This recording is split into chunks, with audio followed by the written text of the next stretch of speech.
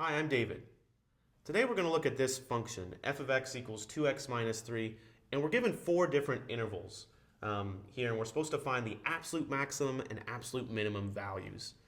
Okay, when we have a closed interval, we can go back to our original strategy of just saying, well, find the derivative wherever the derivative is 0 or undefined and the function is defined. Whenever we have one of these critical numbers, then that's a candidate for the absolute maximum minimum value, and then so are the endpoints. So let's start off just looking at that.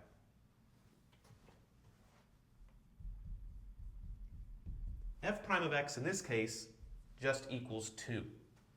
Now 2 is certainly never undefined, and it's certainly not equal to 0. So I'm not going to have any critical numbers here from this function.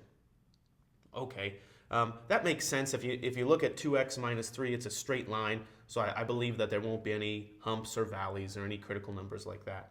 But I still do have to find the absolute maximum minimum values. Since it's a closed interval on my first interval, I know that those absolute maximum minimum values are going to happen at the endpoints. So let's draw a picture of the function f of x equals 2x minus 3.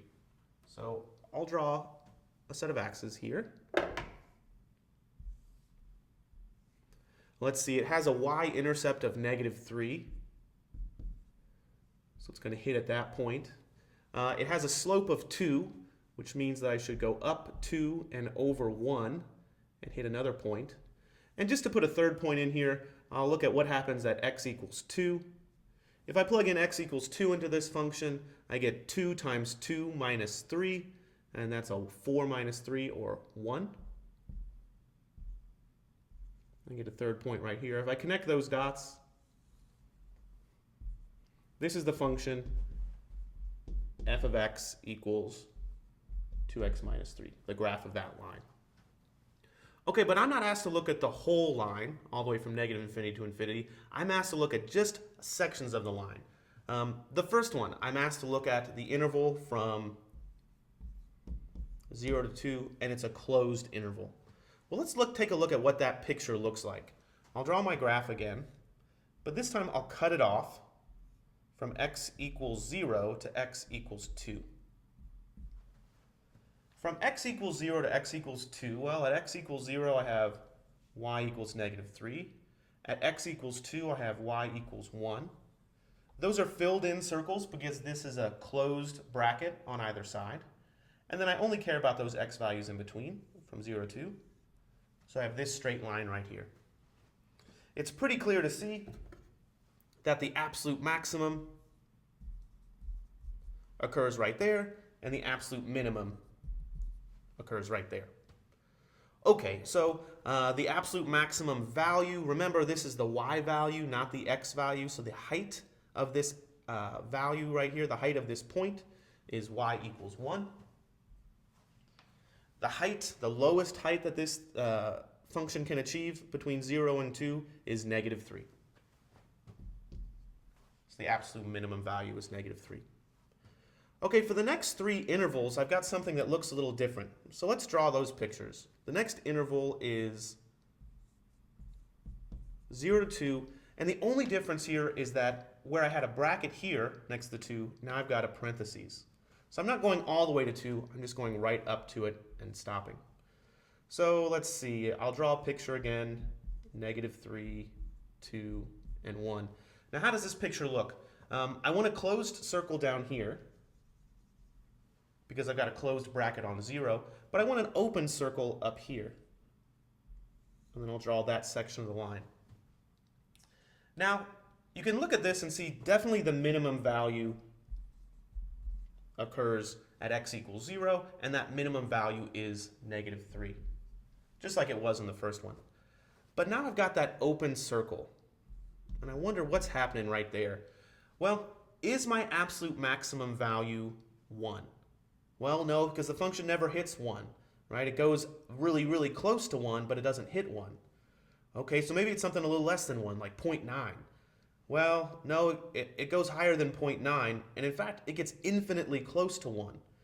There's no value you could pick that say, okay, there's the highest value, so there is no absolute maximum value. So in this case, the answer is none. And we'll see this happens a lot when you have these parentheses as endpoints. They can't be absolute maximum or minimum values if they're always increasing up to a parenthesis. Okay, let's look at the next one.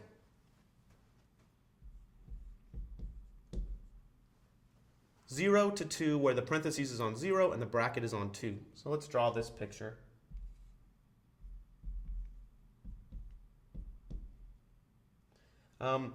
The bracket is on 2, so I want a filled in circle here. And the parentheses is on x equals 0, so I want an open circle there. And I'll connect it. Again, this value is a maximum, just like it was in the very first one. So the maximum value is 1. And for the same reason we had over here, there is no minimum value.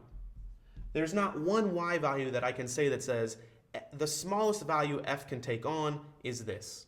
It's not -3 because f doesn't take on -3, and it's not something bigger than -3, like -2.999 or something, because it gets infinitely close to -3.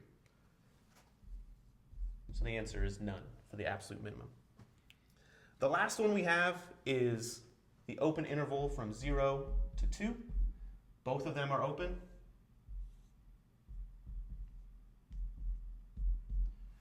This looks something like our original, but now both the circles are open. And I have a line connecting them.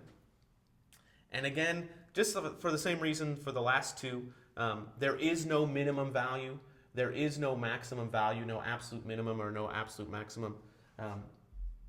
There's no value that we can put in there such that we can say f achieves this value and it's the largest, or f achieves this value and it's the smallest.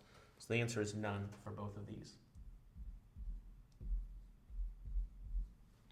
So it's important that when we're doing these, we pay attention. Do we actually have a closed interval? If we do, then we really have to consider the endpoints. If we don't have a closed interval, if we've got these parentheses, then maybe we have an absolute maximum value or a minimum value, and maybe we don't. And it's totally okay for a function not to have an absolute maximum or minimum value. In fact, if I looked at the original function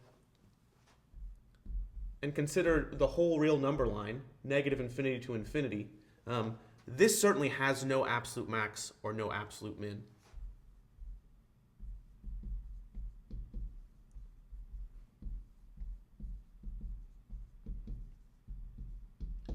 Because as x goes toward infinity, this line keeps on going up toward infinity. There's no largest number. And as x goes toward -infinity, this line keeps on going down towards -infinity. So there are plenty of examples where there are no absolute maximum or minimum values. And here are some of them. Thanks for watching.